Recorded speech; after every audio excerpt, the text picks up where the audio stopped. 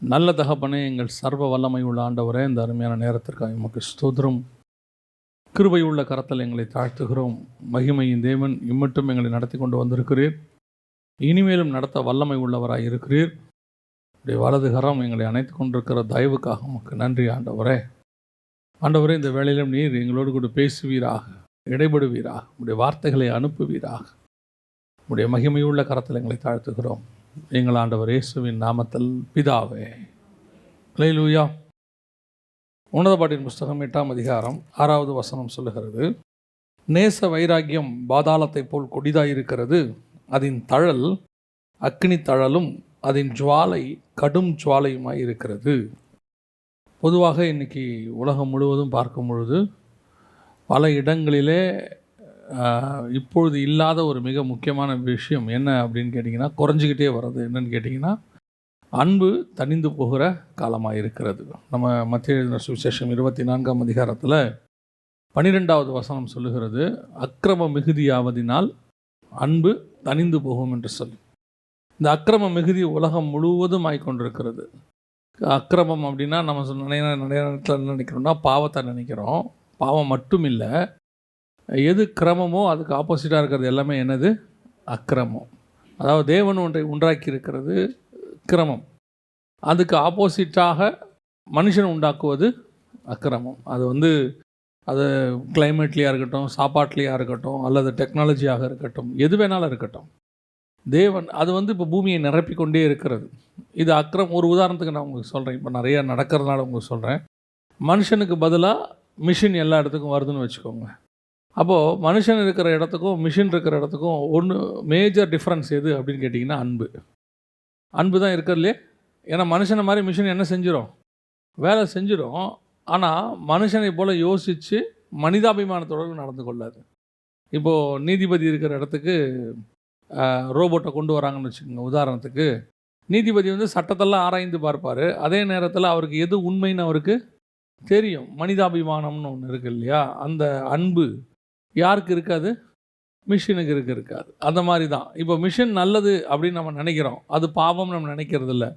ஆனால் அது கிரமத்துக்கு ஆப்போசிட். பல நேரங்களிலே அது நடைபெற்று கொண்டு இருக்கிறது.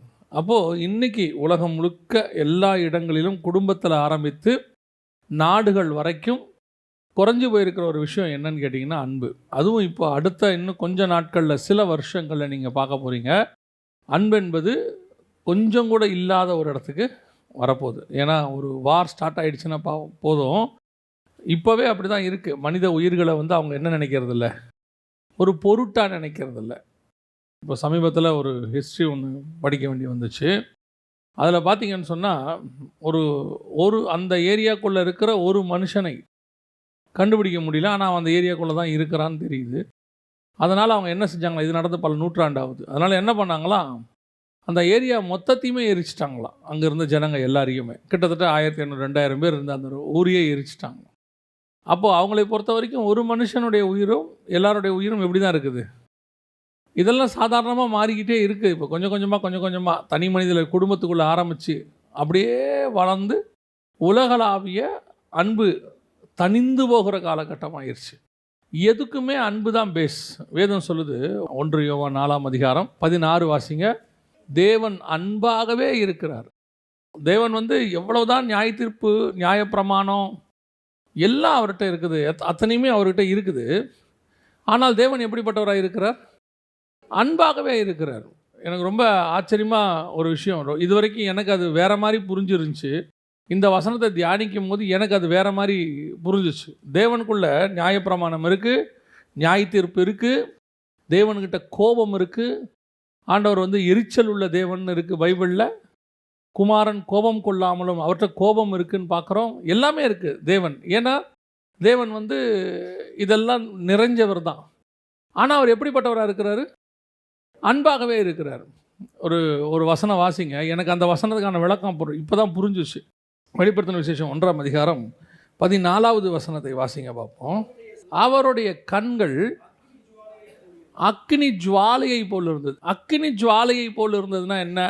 பொதுவாக கண்கள் அக்கினி ஜுவாலைனா நான் நினச்சிக்கிட்டு இருக்கிறது தேவன் கோபமாக பார்க்குறாரு, தேவன் அந்த இடத்துல நியாய தீர்ப்பு அப்படி பார்க்குறாரு. அக்கினினாலே நமக்கு நெருப்புனாலே எப்படி தான் தோணுது, அப்படி இருக்குது. ஆனால் தேவனுடைய பார்வை அக்கினி ஜுவாலை என்பது இன்னொரு அர்த்தமும் இருக்குது. தேவன் எப்படி பார்க்குறாரு? அன்பாகவே பார்க்கிறார். அவருடைய அன்பு நேசம் எப்படி இருக்குது? அக்கினி ஜுவாலையை போல் இருக்கிறது. அவருடைய கண்கள் எப்படி இருக்கிறது? அக்கினி ஜுவாலையாக இருக்கிறது. அப்போ அவருடைய கண்கள் நேசமாக இருக்கிறது, அன்பாக இருக்குது.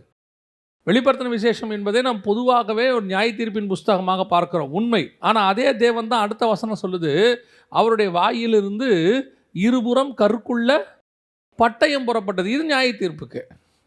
நியாய தீர்ப்பில் அர்மகதான் யுத்தத்துக்கு வரும்போது அவர் வாயிலிருந்து இருபுறம் கருக்குள்ள பட்டயம் புறப்பட்டது. உண்மைதான், அவர் நியாய தீர்க்க வருகிறார். ஆனால் நியாய தீர்க்க வருகிற தேவன் எப்படி பார்க்கிறார்? எப்படி பார்க்கிறார்? அன்பாகவே பார்க்கிறார். நினிவே ஜனங்களை நியாயம் தீர்க்க தேவன் வந்து விட்டார். கோபம் அவருக்கு வந்து அந்த இடத்துல உச்சத்துக்கு வந்துருச்சு. இதையோடு க்ளோஸ் பண்ணிடலான்னு சொல்லிட்டார். ஆனால் அங்கே அவர் பார்க்கிறாரு, 1,20,000க்கும் மேற்பட்டவர்களை பார்க்கும்போது அவர் கண்கள் எப்படிப்பட்ட கண்களாக இருக்கிறது? அன்பான கண்களாக இருக்கிறது.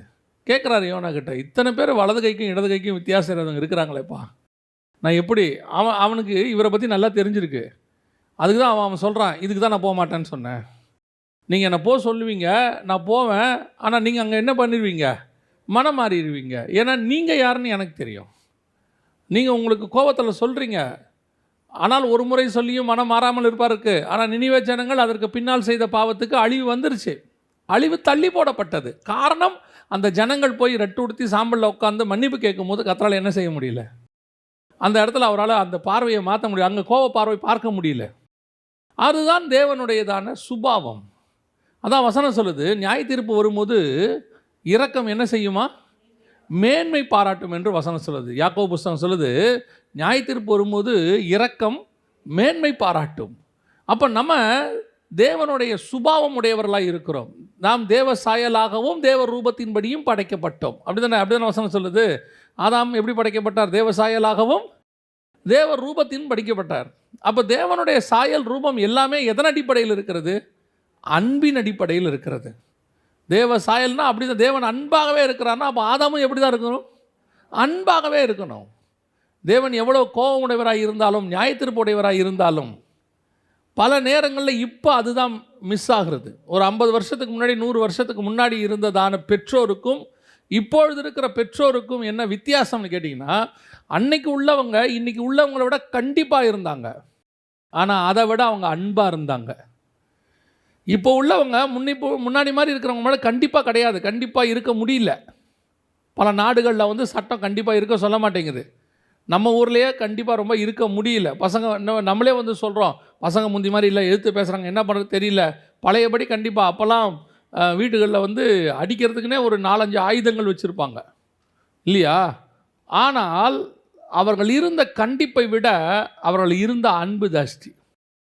அந்த கண்டிப்புக்கு பின்னால் என்ன இருந்ததுன்னு கேட்டிங்கன்னா, நம்ம பிள்ளை தப்பு பண்ணிடக்கூடாது, பாவம் பண்ணிடக்கூடாது, ஒழுங்காக இருக்கணுன்றதுனால ஒரு எண்ணத்தினுடைய பிரதிபலிப்பு அது.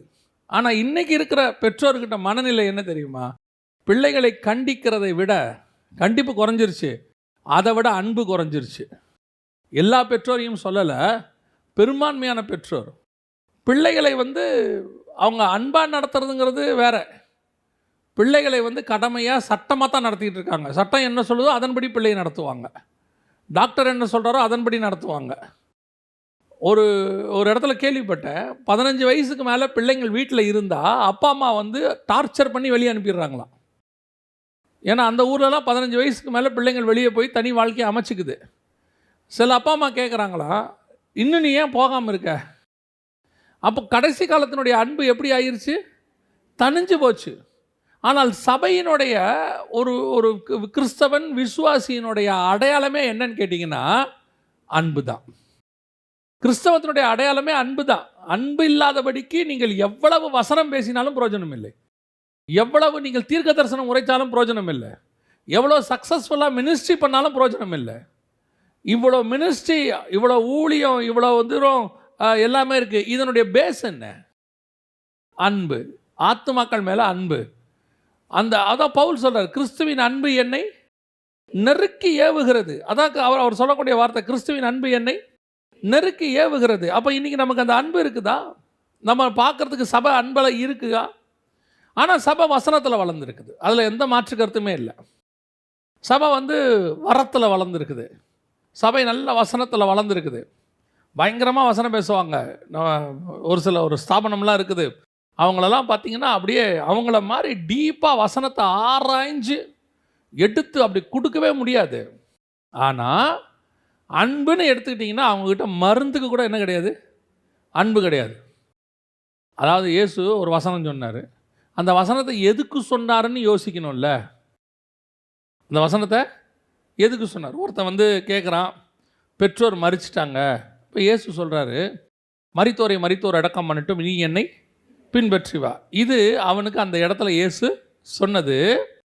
ஏன்னா நான் பிலீவர் ஒருத்தர் இதாகிடுச்சு, நீ பின்பற்றுறதுல எது இம்பார்ட்டன்ஸ் கொடு, அப்படி தான் சொல்கிறாரு. ஆனால் இயேசு அடக்காராதனைக்கு போனாரா இல்லையா? சில இடங்களுக்கு போகிறாரா இல்லையா? இப்போ இயேசு லாசரோட அடக்காராதனைக்கு போகிற எழுப்ப போகிறாரு.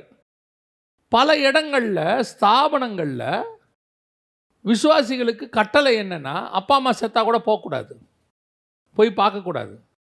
ஏன்னா மரித்தோர் தான் அடக்கம் பண்ணணும். சில ஸ்தாபனங்கள் அப்படி இருக்குது.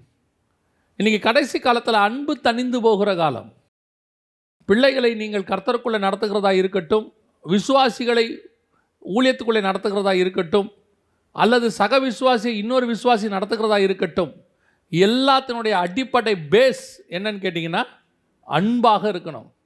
ஏன்னா நீங்கள் தேவ சாயலாகவும் தேவ ரூபத்தின்படியும் மாற வேண்டியவர்கள். ரோமர் 8:29 என்ன சொல்லுது? குமாரனின் சாயலுக்கு ஒப்பாய் இருக்கும்படி கர்த்தர் நம்மளை என்ன பண்ணியிருக்கிறாரு? அழைச்சிருக்கிறாரு. அப்போ குமாரனின் சாயலுக்கு ஒப்பாய் இருக்கும்படி அழைக்கப்பட்ட நாம் எல்லாருமே யார் சாயலாக மாறணும்? கிறிஸ்துவின் சாயலாக மாறணும். கிறிஸ்துவின் சாயல் என்ன சாயல்? அன்பினுடைய சாயல். ஆதாம படைக்கிறார் ஆண்டவர், அன்பாகவே இருக்கிறார், அன்பாக படைக்கிறார். இப்போது ஆதாமுக்கு டிஃப்ரென்ஸ் எங்கே உண்டாக்குது பாருங்கள். பழம் சாப்பிட்றாரு, சாப்பிட்ட உடனே கேட்குறாங்க, ஆண்டவர் கேட்குறாரு, அதாமே நீ பழம் சாப்பிட்டாயா? ஆண்டவர் கேட்ட கேள்வி அதானே, சாப்பிட்டாயா? உடனே ஆதாம் சொன்ன பதில் என்ன? நீர் கொடுத்த ஸ்திரீயானவள் என்னை, இந்த அம்மா யார் ஆக்சுவலா? இவன் தான் சொல்லியிருக்கிறா, என் எலும்பில் எலும்பும் என் மாம்சத்தில் மாம்சமும் மனிதனிலிருந்து எடுக்கப்பட்டபடியினாலே. வசனம் சொல்லுது, எவனாவது தன் சொந்த மாம்சத்தை பகைப்பானா? முதல்ல பகைச்ச மனுஷன் யாருன்னா ஆதாம் தான். காரணம் என்ன? எப்போ உள்ள பழம் போச்சோ, பாவம் வந்துச்சோ, பாவம் போன உடனே முதல்ல போகிறது என்ன தெரியுமா? அன்பு தான் போகும், அன்பு தான் குறைஞ்சி போகும். காட்டி கொடுக்குறான் பாருங்க. நீங்கள் கொடுத்த ஸ்திரீயானவள் தான் இந்த வேலையை என்ன பண்ணாங்க? இதுதான் முதலாம் ஆதாமினுடைய வேலை. அப்படியே நம்ம 2ஆம் ஆதாமுடைய வேலையை பாருங்கள். இயேசு கிறிஸ்துக்கிட்ட அடித்து தொங்க விட்டாச்சு இஸ்ரவேலர்கள். ஆனால் அவர் என்ன சொன்னார் தெரியுமா? பிதாவே இவர்களுக்கு மன்னியும், இவர்கள் செய்கிறது இன்னதென்று அறிய தெரியாமல் செஞ்சுட்டாங்கப்பா, மன்னிச்சிருங்க. இதான் முதலாம் ஆதாமுக்கும் 2ஆம் ஆதாமுக்கும் டிஃபரன்ஸ். முதலாம் ஆதாம், நீ பாவம் செஞ்சிட்டப்பா, இந்த பாவத்துக்கு யார் காரணம்? நீ பழம் சாப்பிட்டு. அவர் கேட்டது, உன்னை நிர்வாணி என்று அறிவித்தவன் யார் தான் கேட்டார். நான் வேண்டாம் என்ற பிளக்கின கனியை புசித்தாயோ? ஆமா இல்லைன்னு சொல்கிறதுக்கு பதில் என்ன இருக்குது? ஆமா இல்லைன்னு சொல்கிறதுக்கு பதில் ஆமா இல்லை இல்லை. ஆனால் இவன் சொன்ன பதில் என்ன தெரியுமா? நீர் கொடுத்த ஸ்திரீயானவள் என்னை வஞ்சித்தாள். இதான் அன்பு தணிந்து போகிறதுக்கான ஸ்டார்டிங் பாயிண்ட். நீங்கள் எப்போ ஒரு வீட்டில் எப்பவும் சொல்லுவேன், சபை என்பது வீட்டில் தான் ஆரம்பிக்கிறது. வீடு ஒழுங்காக இருந்தால் சபை ஒழுங்காக இருக்கும், சபை ஒழுங்காக இருந்தால் நாடு ஒழுங்காக இருக்கும். வீடை பேஸ் பண்ணித்தான் சபை, சபையை பேஸ் பண்ணித்தான் நாடு. சபையில் என்ன சொல்லிக் கொடுக்குறோமோ அதை வீட்டில் நீங்கள் இம்ப்ளிமெண்ட் பண்ணணும். வீட்டில் இம்ப்ளிமெண்ட் பண்ணால் சபை சூப்பராக இருக்கும். இப்போ வீட்டில் என்ன இன்றைக்கி உள்ள கடைசி காலத்தில் இருக்கிற மிக முக்கியமான ஒரு காரியம் என்ன அப்படின்னு கேட்டிங்கன்னு சொன்னால், குற்றம் கண்டுபிடித்தல் அல்லது குறை சொல்லுதல். இது எல்லாத்தினுடைய நோக்கம் என்ன? அன்பு தணிந்து போச்சு. ஒரு முறை ஒரு இடத்துக்கு பிரயாணப்பட்டுக்கிட்டே இருக்கும்போது ஒரு 3 மணி நேரம் ஆயிடுச்சு, சாப்பிட ஒன்றுமே கிடைக்கல. ஸ்ரீலங்காவில் ட்ரெயினில் போயிட்டுருக்கிறேன், சாப்பிட ஒன்றும் கிடைக்கல. அந்த ஸ்டேஷன்லலாம் அப்போல்லாம் ஒன்றுமே இருக்காது. ஒரே ஒரு ஸ்டேஷனில் வேர்க்கடலை விற்றுச்சு. 2 பாக்கெட் வேர்க்கடலை வாங்கினேன். வாங்கிட்டு முதலாவது பாக்கெட்டை பிரித்தேன். அப்படியே டக்குன்னு கொஞ்சம் கையை தேய்ச்சேன், அந்த தோலை எடுத்துகிட்டு அப்படியே வாயில் போட்டேன். ஒரு பாக்கெட் முழுக்க சாப்பிட்டு முடிச்சிட்டேன். இப்போ கொஞ்சம் பசி அடங்கிருச்சு. இப்போ 2வது பாக்கெட்டை பிரித்தேன், எல்லாம் எடுத்துகிட்டு இப்படி கையில் வச்சுக்கிட்டு பார்த்தா நிறையா சொத்த வேர்க்கடலை இருந்துச்சு. அடுத்த பாக்கெட்டில். இப்போ என்ன பண்ண, அந்த சொத்த வேர்க்கெல்லாம் எடுக்க ஆரம்பித்தேன். அப்போ ஆவியானவர் ஒரு கேள்வி எனக்குள்ளே கேட்டார். ஏன் இதை நீ முதல் பாக்கெட்டில் பார்க்கலன்னு கேட்டார். ஏன் நீ இதை முதல் பாக்கெட்டில் பார்க்கல? அப்போது எனக்கு புரியல. அப்போ தான் எனக்கு ஒரு காரியத்தை உணர்த்தினார் ஆவியானவர். நீ பசியாக இருக்கும்போது உங்கள்கிட்ட பக்கத்தில் இருக்கிற எதிரோடைய குறையும் உனக்கு தெரியவே தெரியாது. எப்போ நீ பசி முடிஞ்சிருச்சோ அப்போ அடுத்தவங்களை பற்றின குறை உனக்கு தெரிய ஆரம்பிக்கும். அதில் உள்ள குறை உனக்கு தெரிய ஆரம்பிக்குது. இந்த தாட் வந்த பிறகு தான் பல விஷயங்களை யோசிக்க ஆரம்பித்தேன் நான். இது நிறைய காரியத்துக்கு பொருந்தும். நீங்கள் தேவன் மேலே அன்பாக இருந்தால் மனுஷன் மேலே இருக்கிற குறை உங்களுக்கு தெரியாது. நீங்கள் வசனத்தில் தாகமாக இருந்தால் மற்றவங்களை பற்றின குறை உங்களுக்கு தெரியாது. உங்கள் ஊழியத்தில் நீங்கள் பிஸியாக இருந்தால் மற்ற ஊழியத்தில் இருக்கிற குறை உங்களுக்கு தெரியாது. உங்களுடைய தேவனோடு கூட சஞ்சரிக்கிறது நீங்கள் இருந்தீங்கனால் மற்றவர்கள் தேவனை விட்டு எவ்வளோ தூரம் போனாங்கன்ற அவசியம் உங்களுக்கு கிடையாது. நீங்கள் எவ்வளோ தேவனோடு கூட இருக்கிறீங்களோ அவ்வளோக்கு அவ்வளோ உலகத்தை பற்றின கவலை உங்களுக்கு இருக்காது. இது இப்போயே நீங்கள் இப்படி எடுத்துக்கோங்க. நீங்கள் எவ்வளோக்கு எவ்வளோ உங்களுடைய கணவன் மேலேயோ மனைவி மேலேயோ பிள்ளைகள் மேலேயோ அன்பாக இருக்கிறீர்களானால் அவர்களை பற்றின குறை உங்களுக்கு தெரியாது. ஏன்னா அன்பு சகலத்தையும் தகிக்கும் இருக்கு இல்லையா? அப்போ ஆதாம் ஏன் என்ன பண்ணான்? ஆதாமுக்கும் இயேசுக்கும் என்ன டிஃப்ரென்ஸு? ஆதாம் மனுஷி, என்னில் எடுக்கப்பட்டவள், என்னுடைய மாம்சம், என் எலும்பு எல்லாம் ஓகே தான்ப்பா. ஆனால் பிரச்சனைன்னு வரும்போது அந்த அம்மா தான் காரணம்ட்டான். இன்றைக்கி நாம் அப்படி தான் இருக்கோம் வீடுகளில். இங்கே இருக்கிறவங்க எல்லாருமே பர்ஃபெக்ட் ஆகிறவங்க. 20 வயசில் அவனுக்கு ஒரு சுபாவம் இருக்கும், அதில் கொஞ்சம் குறைவுகள் இருக்கும். 40 ஆகும்போது அந்த 20 இருக்கிற குறைவு போயிடும். அப்போ அந்த 40 வயசில் இருக்கிற ஒரு குறைவுகள் இருக்க தான் செய்யும். ஆனால் பாருங்கள், நம்ம முன்னோர்கள்லாம் பாருங்கள், நமக்கு அப்பா அம்மா தாத்தா பாட்டிலாம் பாருங்கள், கேட்கும்போது அன்றைக்கி ஒருத்தர் சொல்கிறாங்க, நாங்கள் கல்யாணம் நாள் எங்களுக்கு 50வது கல்யாண நாள். நாங்கள் ஆச்சரியமாக இருந்துச்சு. 50வது கல்யாண நாள் அப்போனா ஒருத்தருக்கு 75 வயசு, இன்னொருத்தருக்கு ஒரு 70 வயசு 72 வயசு இருக்கும் போல் 50வது கல்யாண நாள். அப்போ அந்த 50வது கல்யாண நாளில் இப்போ உட்காந்து 2 பேரும் பேசுகிறாங்க, இவரை பற்றி எனக்கு தெரியாதா? அந்த அம்மாவுக்கு என்ன இருக்குது, அவர்கிட்ட குறை இருக்குது. அவர் திருப்பி அதுக்கேற்ற மாதிரி ஒன்று சொல்கிறாரு. இவங்களை நான் அப்புறம் யோசித்து பார்த்தேன், 75லேயும் பிரச்சனை இருக்குது, 55லேயும் பிரச்சனை இருக்குது, 35லேயும் பிரச்சனை இருக்குது. எல்லா காலத்துலையும் என்ன இருக்குது? ஏன் இருக்குது? அவங்கக்கிட்ட இருக்கக்கூடிய குறைவுகள் தெரிஞ்சுக்கிட்டே இருக்குது. அதனுடைய விளைவு என்ன? அன்பு தெரியாததுனால குறைவுகள் தெரிஞ்சுக்கிட்டே இருக்குது.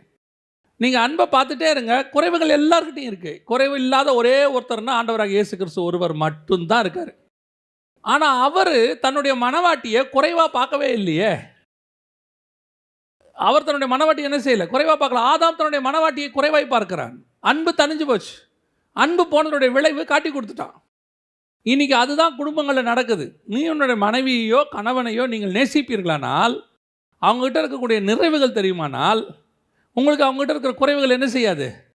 தெரியாது. சிலர்கிட்ட இருக்குது, நல்லா குழம்பு வச்சுருப்பாங்க, அதில் ஒரே ஒரு குறை ஒன்று இருக்கும், வெங்காயம் கொஞ்சம் தீந்துச்சும்பான். குழம்பு மொத்தமாக எப்படி இருக்கும்? நல்லா இருக்கும், அதில் ஒரு வெங்காயம் தீஞ்சிச்சும்பான். அவனால் கடைசி வரைக்கும் என்ன தான் பார்க்க முடியும்? குறைவுகள் தான் பார்க்க முடியும். அவனால் இருக்கிற நிறைவை என்ன செய்ய முடியாது. ரீசன் என்னென்னா அவன்கிட்ட அன்பு இல்லை, அவ்வளோதான். அன்பு இருந்துச்சுன்னா குறைவாக இருந்தாலும் சொல்லுவான், கொஞ்சம் குறைவு தான், ஆனால் ரொம்ப சூப்பராக இருக்குமா. பாசிட்டிவாக பேசுவான், நெகட்டிவாக பேச மாட்டான். அன்பு இல்லைன்னா நெகட்டிவாக பேசுவான், பாசிட்டிவாக பேச மாட்டான். இதுதான் ஆதாமுக்கிட்ட இருந்த பிரச்சனை. இந்த பிரச்சனையை அப்படியே மாற்றி யார் சால்வ் பண்ணுறது? இயேசு பண்ணுறாரு. அப்படியே அவர் சொல்கிறார். மொத்த குறைவுள்ள ஒரு மனவாட்டி சபையை பார்த்து ஆண்டவர் சொல்கிறாரு, இவர்கள் தெரியாமல் செய்கிறார்கள், இவர்களை மன்னித்து விடுங்க ஆண்டவரே. இன்னைய வரைக்கும் நம்மளை ஏன் ஆண்டவர் இவ்வளோ நேசிக்கிறார் சொல்லுங்க பாப்போம். இவ்வளோ தூரம் ஆண்டவர் நம்மளை நேசிக்கிறதுக்கு என்ன காரணம் அப்படின்னு பார்த்தீங்கன்னா, அதுதான் ஒரே ரீசன். அவர் மற்ற எதையுமே நம்மக்கிட்ட பார்க்கவே இல்லை. அவர் நம்மக்கிட்ட பார்க்குற ஒன்றே ஒன்று என்ன அப்படின்னு கேட்டிங்கன்னா, நம்மக்கிட்ட இருக்கிற அன்பு. அவர் நம்மளை நேசிக்கிற மாதிரி நாம் அவரை நேசிக்கிறோமா? ஆனால் நம்மக்கிட்ட ஒரு குணம் இருக்குது, என்ன தெரியுமா? கிறிஸ்துவை நாம் நேசிக்கிறோம், அதில் எந்த மாற்று கருத்துமே இல்லை. கிறிஸ்துவை நேசிக்கிறோம். நமக்கு கிறிஸ்துக்கிட்ட குறை இருக்குதா? ஏதாவது குறை இருக்கா? சொல்லுவோமா நம்ம கிறிஸ்துக்கிட்ட குறை இருக்குன்னு? இல்லை. மணவாளன்கிட்ட குறைவில்லை. அதுக்கு மாடலாக இருக்கிற மனுஷங்கிட்ட ஏன் நமக்கு குறைவு இருக்குது? இது ஒரு வகையில் நாம் மாய்மாலம் பண்ணுறோம். உண்மை அதுதான். நாம் இன்னும் கிறிஸ்துக்கிட்ட நமக்கு குறையில்லை, அன்பாக இருக்கிறாரு, நாம் அன்பாக இருக்கிறோம். அப்போ கிறிஸ்துவின் சாயலாய் படைக்கப்பட்ட மனுஷங்கிட்ட மட்டும் ஏன் குறைவு வருது? ஏன் உங்களால் நேசிக்க முடியல? என்ன காரணம்னா, கிறிஸ்துவை நாம் பார்க்குற மாதிரி கூட இருக்கிறவங்கள பார்க்கறது இல்லை. ஆனால் கிறிஸ்து நம்ம எல்லாரையும் ஒரே மாதிரி தான் பார்க்குறாரு, ஒரே மாதிரி தான் பார்க்குறாரு. சில ஆட்கள் பார்த்தீங்கன்னு சொன்னால் அத்தனை பேர் மேலேயும் அன்பாக இருப்பான், ஊரில் எல்லார் மேலேயும் நேசிப்பான். அவன் ஊரில் நேசிக்கிற மாதிரி அவன் பார்த்திங்கன்னா ஒரு பட்டமே இருக்கும், அவனுக்கும் இருக்கும் சரி, அவர் மனைவியும் சரி. ஐயோ அந்த அம்மா அப்படி ஒரு அன்பான அம்மா போஷிக்கலன்னு. ஆனால் வீட்டுக்குள்ளே வந்து பாருங்கள், 2 பேரும் எலியும் புனியமாக தான் இருப்பாங்க. என்ன காரணம்? அப்போ இவங்ககிட்ட அன்பு இல்லையா? இருக்குது. வெளியே இருக்கிறவங்ககிட்ட குறை இல்லையா? இருக்குது. வெளியே இருக்கிறவங்ககிட்ட குறைய பார்க்காம வெறும் அன்பை மாத்திரம் செய்கிறவங்க வீட்டுக்குள்ளே வரும்போது என்ன பார்க்குறாங்க? வெறும் குறைய மட்டும் பார்க்குறாங்க, அன்பு இல்லாமல் போகுது. ஸோ அப்போ இங்கே வரும்போது என்ன ஆகுது? வெளியே இருந்து போய் அவங்களோட சாட்சியை கேட்டு பாருங்கள், ரொம்ப அன்பான மனுஷங்க, அவர் ஏழைகளுக்கு உதவுறதுலையும் சரி, அவருக்கு இது பண்ணுறதுலையும் சரி, அவரை மாதிரிலாம் அடிச்சிக்க முடியாது. அந்த அம்மாவை பற்றி கேட்டு பாருங்கள், ரொம்ப அன்பானவங்க, எந்த நேரத்துக்கு ஓடி வந்து ஜோம் பண்ணுவாங்க, காசு இல்லைனாலும் சரியா கொண்டாந்து கொடுப்பாங்க, எல்லாம் சொல்கிறாங்க. வீட்டில் அதே சாட்சியை கேட்டு பாருங்கள், அப்போ தான் அவங்கள பற்றின உண்மைகள் வெளியே வரும். அப்போ நமக்கே சந்தேகமாக இருக்கும், இந்த அம்மா தானே சொல்கிறாங்களா, இந்த ஐயாவை பற்றி தான் பேசுகிறாங்களா? ஏன்னா இவரை பற்றி வெளியே சாட்சி வேறு மாதிரி இருக்குது. அப்போ வெளியே ஏன் அப்படி இருக்கிறார், உள்ளே ஏன் இப்படி இருக்கிறார் அப்படின்னும் போது உள்ளுக்குள்ளே இருக்கிற அவருக்கு அந்த குடும்பத்தில் இருக்கிற குறைவுகள் தெரியுது. இன்றைக்கி இருக்கிற பசங்கிட்டலாம் ஒரு நல்ல சுபாவம் இருக்குது. நம்ம காலத்தில் நம்ம அப்பா அம்மாங்கள் சொல்லும்போது நம்ம அது பெருசாக எடுத்துக்கல. ஆனால் இப்போ இருக்க பசங்க எடுத்துக்கிறானுங்க பெருசாக. ஒன்று சொல்கிறானுங்க, நம்ம அப்பா அம்மாலாம் ஒன்று சொல்லுவாங்க தெரியுமா? ஏய் அந்த பையனை பாடுறான், எப்படி படிக்கிறான் பாரு, கஷ்டப்படுற பையன், ஆனால் அவன் நல்லா படிக்கிறான், நீ நல்லா சாப்பிட்டு படிக்க மாட்டேங்கிற சொல்கிறாங்களா? இப்போ நம்ம அப்படி சொன்னோம்னா அடுத்த வார்த்தை என்ன தெரியுமா சொல்கிறான் பையன்? யாரோடைய என்ன பண்ணாதீங்க, கம்பேர் பண்ணாதீங்க. உங்களுக்கு என்னென்ன சொல்லணுமோ சொல்லுங்கள், யாரோடைய என்ன செய்யாதீங்க. இந்த வார்த்தையை எல்லாரும் சொல்கிறான்ல, எந்த வீட்டுக்கு போனாலும் சொல்லலாம். இப்போ அவனுக்கு அது பிடிக்கல, கம்பேர் பண்ணுறதே பிடிக்கல. அப்போ அவன் என்ன சொல்கிறான்? நீ அவன் ஒஸ்தி, நான் வந்து கம்மின்றியா? அப்போ நீ எங்கிட்ட இருக்க குறைய சொல்லு, இன்னொருத்தரோட என்னை கம்பேர் பண்ணாத. இதுதான் அவர்கள் எதிர்பார்க்கிறது. கிறிஸ்து ஒரு நாளும் நம்மை யாரோடையும் கம்பேர் பண்ணதே கிடையாது. நமக்கு பிரச்சனையே இல்லை, அன்கம்பேரபிள் காட். நம்ம யாரோடையும் அவரை கம்பேர் பண்ண வேண்டிய அவசியமே கிடையாது. ஆனால் அவர் நினச்சிருந்தா, இப்போ இயேசு நினச்சிருந்தா பேதுருவை கூப்பிடும்போது அழகாக சொல்லியிருக்கலாம், என்ன பேதுரு, உன்னை நான் ரொம்ப நம்பினேன், முன்னாடியே வேற சொன்னேன், நீ இப்படி செஞ்சுருக்கலாமா, நீ என்னை மறுதளிச்சிருக்கலாமா, ஒரு வார்த்தை கேட்டிருக்கலாமா? ஒன்றுமே கேட்கல. திருப்பி அவர் கேட்குறதா, அன்பாக இருக்கியா, நீ என்ன குறை இருந்தாலும் இருந்துட்டு போட்டோம், நீ என்னை மறுதளிக்கிற, சரி மறுதளிச்சிட்டு போ, ஆனால் அன்பாக இருக்கியா? அவ்வளோதான் கேள்வி. தேவன் சபையினிடத்தில் எதிர்பார்க்கிற மிக முக்கியமான சுபாவம் அன்பு. உங்களுடைய அன்பு தான் சபையினுடைய வெளிப்பாடு. உங்கள் அன்பு தான் குடும்பத்தினுடைய வெளிப்பாடு. குடும்பம் பயங்கர மினிஸ்ட்ரி பண்ணி கணவனும் மனைவியும் சண்டை போட்டு பிரிஞ்சு டிவோர்ஸ் பண்ணாங்கன்னா அந்த மினிஸ்ட்ரியினுடைய பிரயோஜனம் என்ன? அந்த மினிஸ்ட்ரியினுடைய பிரயோஜனம் என்ன? சரி, நீங்கள் நல்லா மினிஸ்ட்ரி பண்ணுறீங்க, திடீர்னு 2 பேர் உங்கள் வீட்டுக்கு வராங்க, சும்மா சண்டை போட்டுட்டு நிற்கிறீங்க. நீங்கள் அத்தனை நாள் போதிச்ச போதனை, உங்களை பற்றின சாட்சி, நீங்கள் கொடுத்த வார்த்தை அத்தனையும் என்ன ஆகும்? ஒரே சண்டை நீயும் மனைவியும் போடுறதுல கொலாப்ஸ் ஆயிரும். அப்போ நீங்கள் பண்ணதுனால எல்லாமே க்ளோஸ். 5000 பேருக்கு போதிக்க முடியும், வீட்டில் இருக்கிற 5 பேரோடு உங்களால் சாட்சியாகி வாழ முடியாது. ஆனால் இயேசு என்ன சொல்கிறாரு? நீ இங்கே இருந்தால் தான் அங்கேவே இருக்க முடியும், இங்கே சாட்சியாக இருந்தால் தான் அங்கே இருக்க முடியும். வீட்டுக்குள்ளே உன்னால் நல்ல பேர் வாங்க முடியல, வீட்டுக்குள்ளே ஒரு நல்ல கணவன், நல்ல மனைவி, நல்ல தாய், நல்ல தகப்பன்னு உன்னால் சாட்சி வாங்க முடியல. தாயும் தகப்பனும் அன்பாக இருந்தால் மட்டுமே பிள்ளைகள் அவர்கள் குடும்பத்தில் அன்பாக இருப்பார்கள். நீங்கள் என்ன சொல்கிறீங்க தெரியுமா? என் பொண்ணு போயிட்டு அங்கே போய் பயங்கர சண்டை. ஏன் சண்டை? அந்த பொண்ணு உங்கள் வீட்டில் உங்களை பார்த்து வளர்ந்துருக்குது, நீங்கள் தான் அதுக்கு முதல் சாட்சி. நீங்கள் என்ன பண்ணுறீங்கன்றத ஒரு விஷயம் நல்லா தெரிஞ்சுக்கொள்ளுங்க. நீங்கள் ஒரு மீன் மார்க்கெட்டுக்குள்ளே போயிட்டு வாங்கலேன், நீங்கள் மீன் வாங்க வேண்டாம், மீன் மார்க்கெட்டுக்குள்ளே போயிட்டு ஒரு 15 நிமிஷம் ரவுண்ட் அடிச்சுட்டு வாங்க, உங்கள் மேலே மீன் வாசனை வருமா வராதா? நீங்கள் வாங்கவே வேண்டாம், வரும் தானே? சண்டை போடுற ஒரு குடும்பத்துக்குள்ளே 15 வருஷம் இருந்தால் உங்கள் மேலே என்ன வாசனை வரும்? சண்டை போடுற வாசனை தான் வரும், உங்களை அறியாமலே அதான் வரும். உங்களுடைய சுபாவம் உங்கள் பிள்ளைகளுக்குள்ளே வந்திருக்கும், உங்கள் கணவனுடைய சுபாவம் உங்கள் பிள்ளைகளுக்குள்ளே வந்திருக்கும். உங்கள் கணவன் பேசுகிற வார்த்தை, உங்கள் மனைவி பேசுகிற வார்த்தை உங்கள் பிள்ளைகளுக்குள்ளே வந்திருக்கும். நீங்கள் அன்பாக இருக்கிறதை உங்கள் பிள்ளைகள் பார்த்தாதான். நம்ம பெற்றோரெல்லாம் ரொம்ப படிக்காதவங்க. நான் சொல்கிறது ஒரு 30-40 வருஷத்துக்கு முன்னாடி உள்ள பெற்றோர் படிக்காதவங்க, ஆனால் அவனுக்கு இருந்த ஞானம் இருந்துச்சு இல்லை. அவன் சொல்லுவான், பிள்ளைகள் எதிரில் சண்டை போடாதம்பான். அடிக்கடி ஒரு வார்த்தை சொல்லுவாங்க, பிள்ளைகள் எதிரில் என்ன செய்யக்கூடாது, சண்டை போடக்கூடாது. எதை பிள்ளைகள் எதிரில் செய்யணும், எதை பிள்ளைகள் எதிரில் செய்யக்கூடாது என்பது அவர்களுக்கு தெரியும். ஃபெஸ்டிவல் வரும், பண்டிகை வரும், பிள்ளைகளெல்லாம் கூப்பிட்டு உட்கார வச்சு மொத்தமாக கொண்டாடுவாங்க. ஆனால் சண்டைன்னு வரும்போது அவங்க 2 பேரும் சண்டை போடுறத ரூம்குள்ளே யாருக்கும் தெரியாமல் தான் போடுவாங்க. ஏன்? நீங்கள் தேவ சாயலாய் படைக்கப்பட்ட மாதிரி உங்கள் சாயலில் உங்கள் பிள்ளைகள் வரணும். உங்களை பார்க்குறாங்க உங்கள் பிள்ளைகள். இதுதான் இன்னைக்கு சபையினுடைய நிலைமை, ஆவிக்குரிய குடும்பத்தினுடைய நிலைமை. சபையிலே 3/4 மணி நேரம் உட்காந்து பிரசங்கம் கேட்குறாங்க உங்கள் பிள்ளைகள். ஆனால் 365 நாளும் உங்களைத்தான் பார்க்கிறார். வசனம் உங்ககிட்ட கிரியை செஞ்சுருக்குதா இல்லையான்றதை உட்காந்து உங்கள் பையன் பார்த்துக்கிட்டு இருக்கிறான், உங்கள் பொண்ணு பார்த்துக்கிட்டு இருக்குது. நீங்கள் என்ன தெரியுமா சொல்கிறீங்க? பையன் கொஞ்சம் கோவமாக பேசுனா, ஏன் கோவமாக பேசுகிற, ஏன் சவுண்டாக பேசுகிற? உங்களை பார்த்தா உங்கள் பிள்ளைகள் எப்படி வருவாங்க? அப்படி தானே வருவாங்க. கவனித்துக் கொள்ளுங்கள். அன்பு மிக முக்கியமானது. அன்பு இல்லாவிட்டால் மொத்தமும் வேஸ்ட். குறை காண்றதை நிறுத்திடுங்க. குறை இருக்குது, எல்லாருக்கிட்டையும் இருக்குது. Everybody have. Pastor PS Rajamani அழகாக ஒரு வார்த்தை சொல்வார்.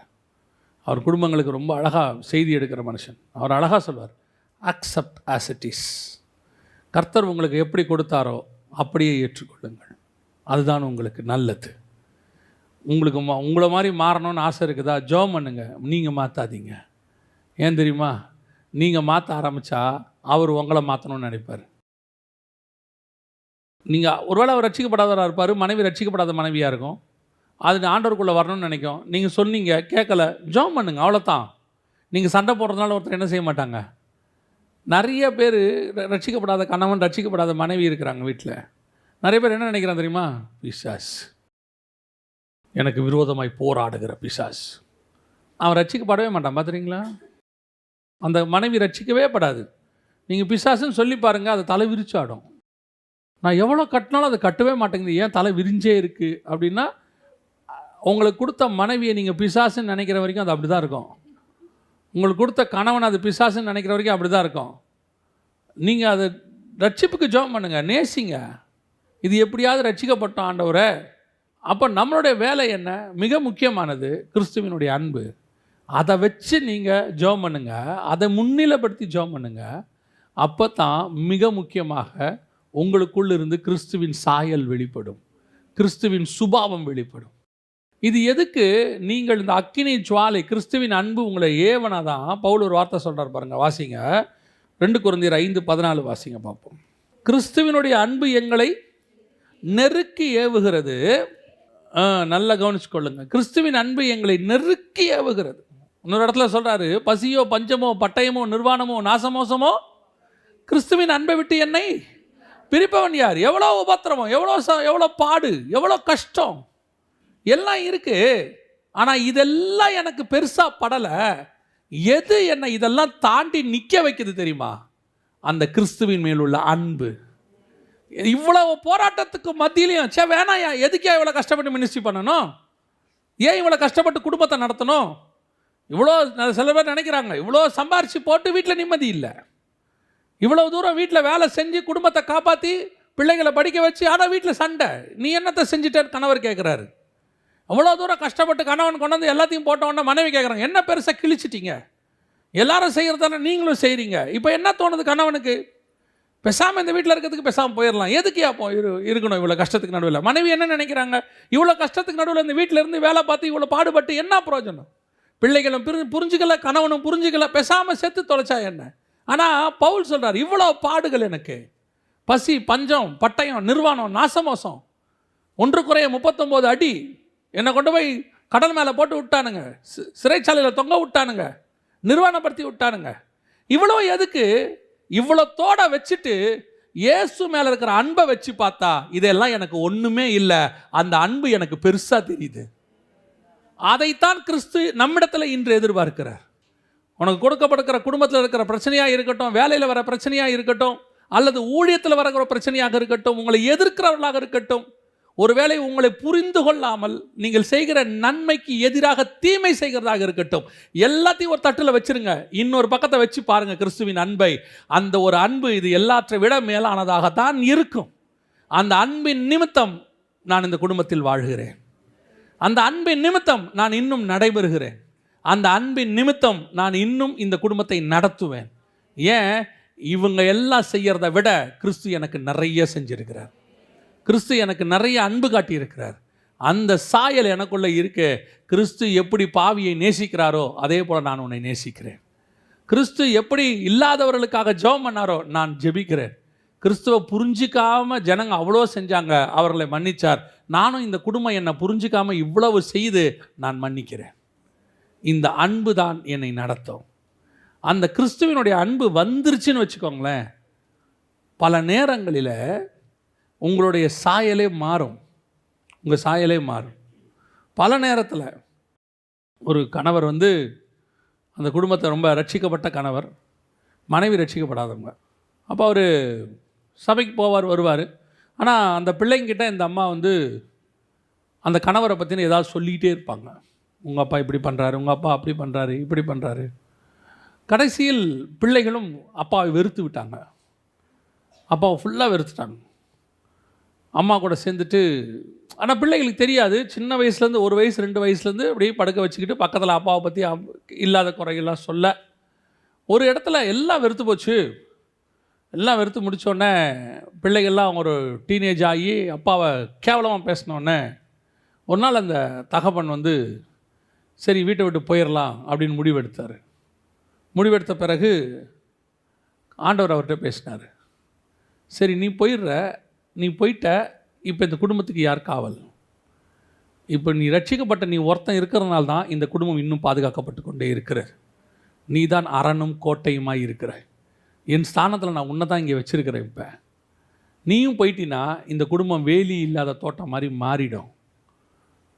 இவர் கிறிஸ்துவினுடைய பேச்சை கேட்டு அவ்வளோ பாடுகளையும் சகிச்சுக்கிட்டு அங்கேயே இருந்தார். ஒரு நாள் அந்த பிள்ளைகளுக்கு அப்பாவுடைய அன்பே தெரியாது. ஆனால் இவர் கல்யாணம் பண்ணி வச்சார்.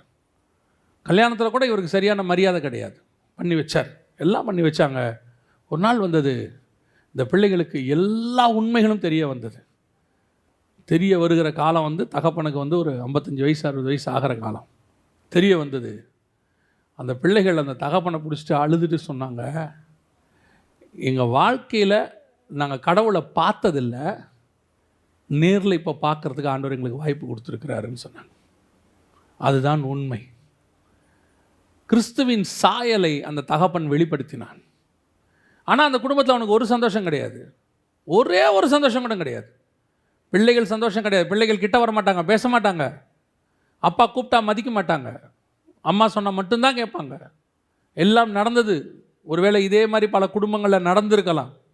நீங்கள் எவ்வளவு உண்மை உள்ளவர்களாக இருந்து கிறிஸ்துவின் நிமித்தம் அந்த குடும்பத்தை தாங்கி பிடிச்சாலும் உன் பேர் கெட்ட பேராகவே இருக்கலாம்.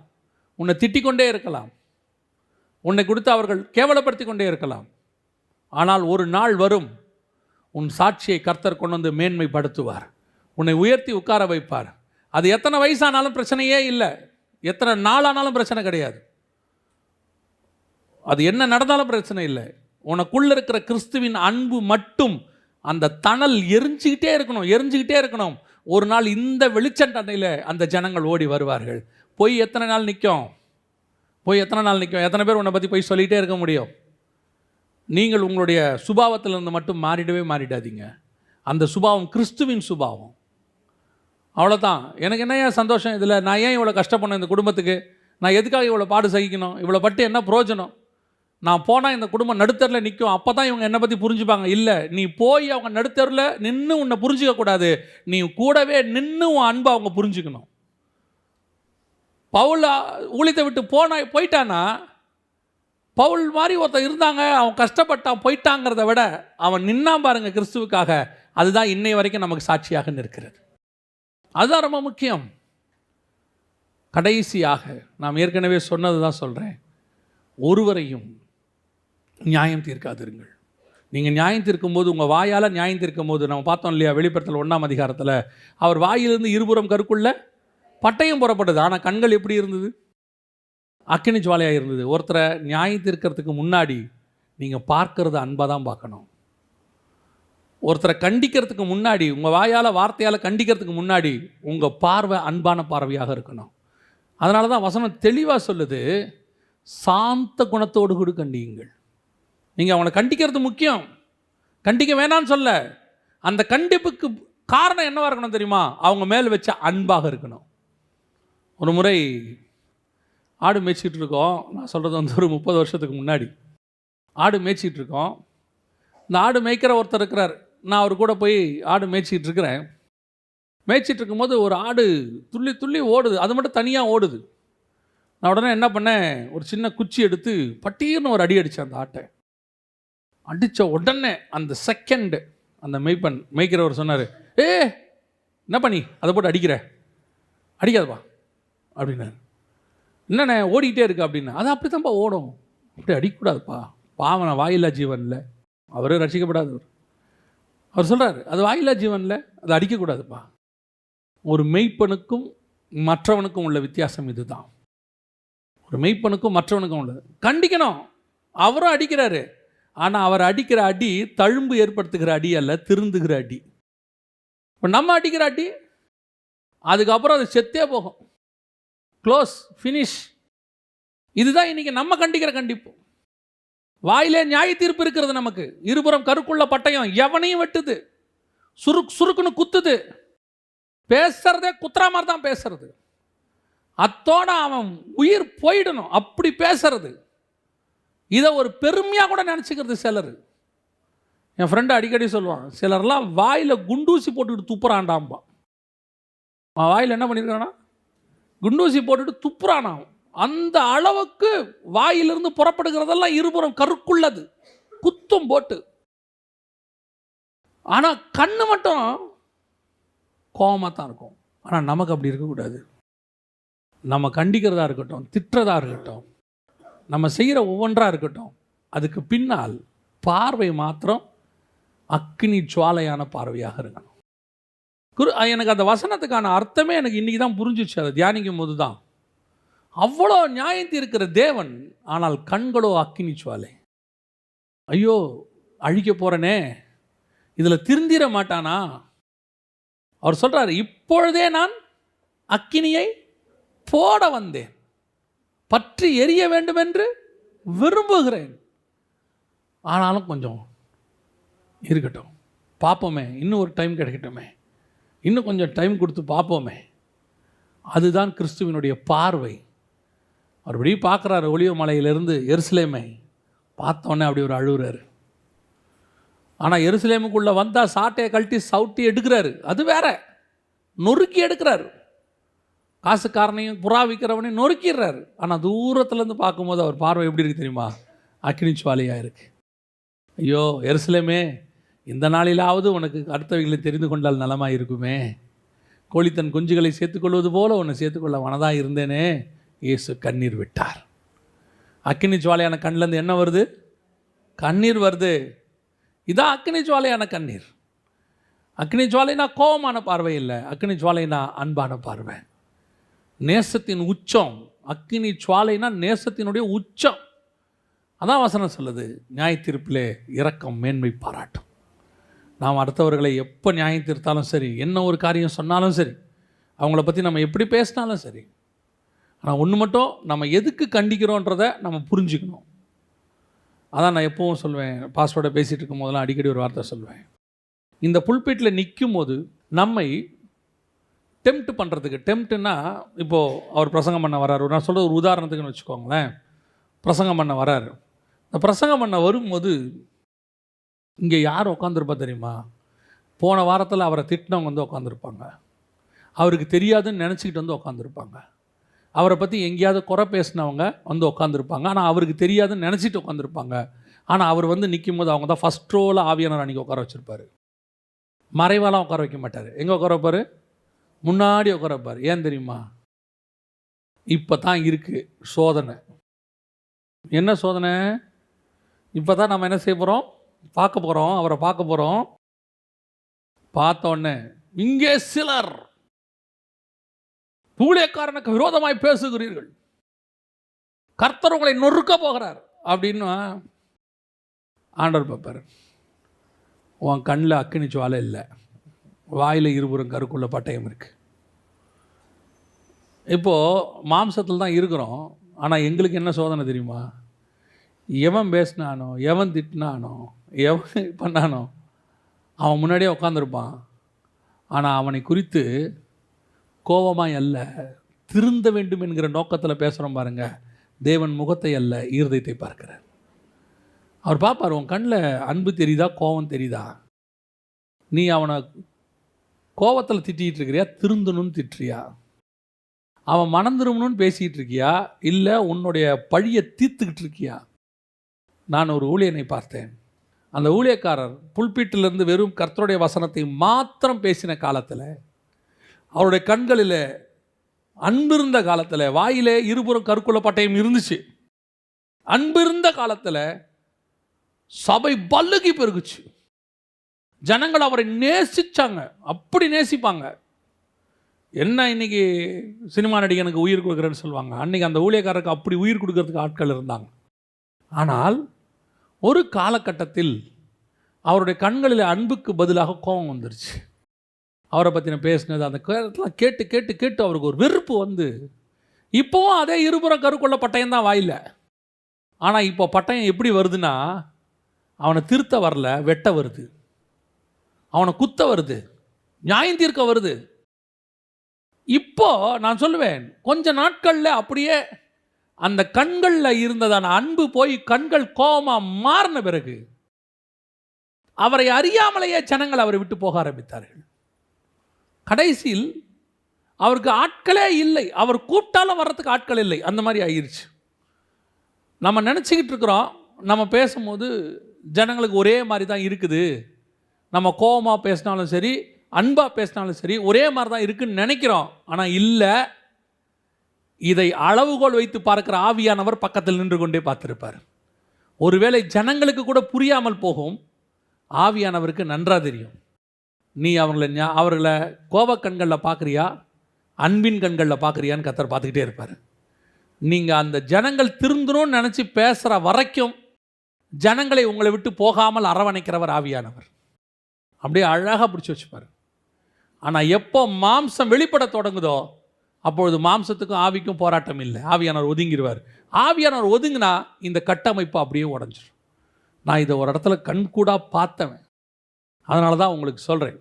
குடும்பமாக இருக்கட்டும், உங்களுடைய வேலை ஸ்தலமாய் கூட இருக்கட்டும், சிலர் ஒர்க்கர்ஸ் எல்லாம் கடினமாக நடத்துவாங்க.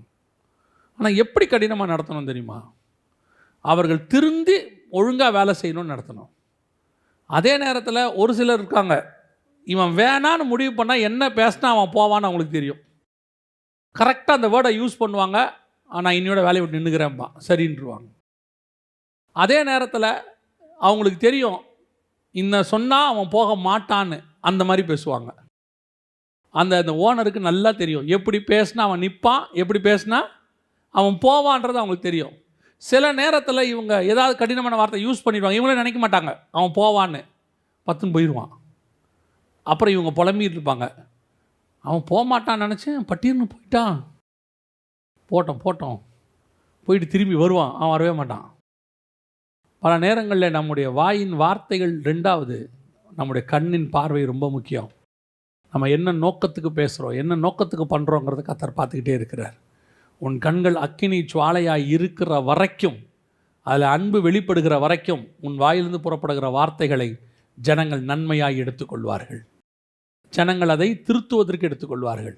எப்பொழுது உங்கள் கண்களிலே அந்த அன்பு போய் அந்த கண்களிலே கோபம் வருகிறதோ அப்பொழுது ஜனங்கள் அதை வெட்டுகிறதாக எடுத்துக்கொள்வார்கள்.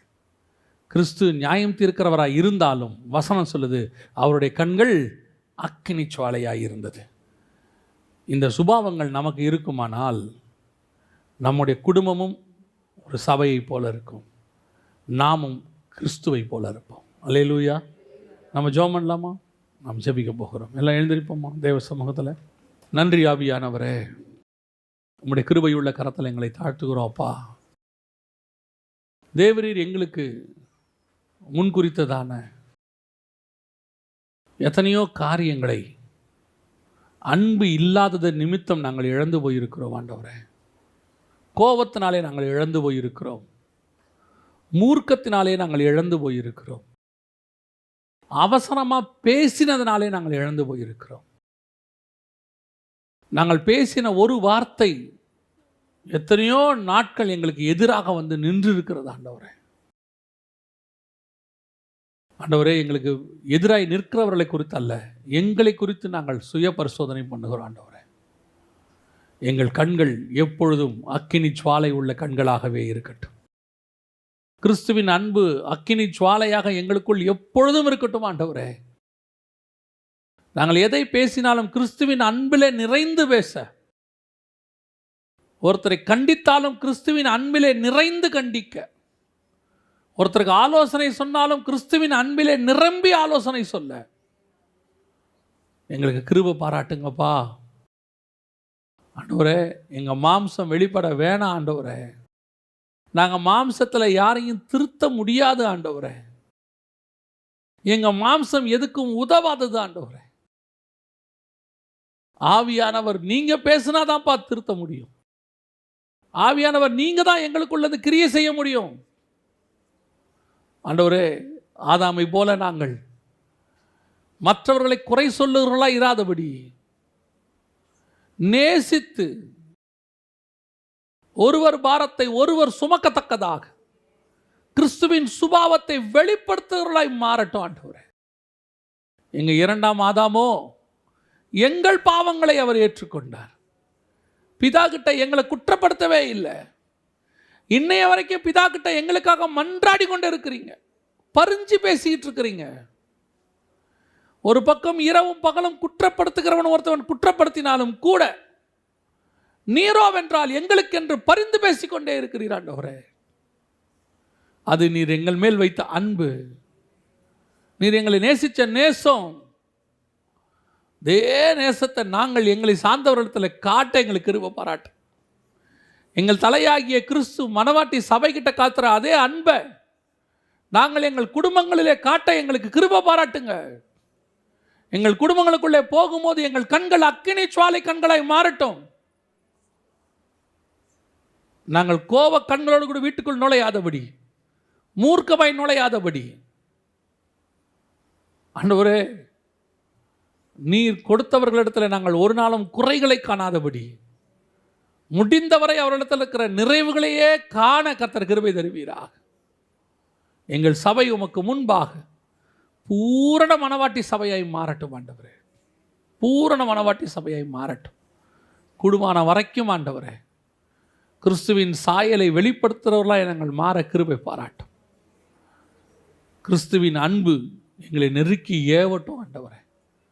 ஒவ்வொரு நாளும் கிறிஸ்துவின் அன்போடு கூட புறப்பட்டு போய் திரும்ப எங்களுக்கு கிருபை பாராட்டும். இந்த வார்த்தைகள் 100க்கு 100 பலன் கொடுக்க கிருபை தாரும். எங்கள் ஆண்டவர் இயேசுவின் நாமத்தினாலே ஒப்பு கொடுத்து ஜெபிக்கிறோம் எங்கள் ஜீவனுள்ள நல்ல பிதாவே.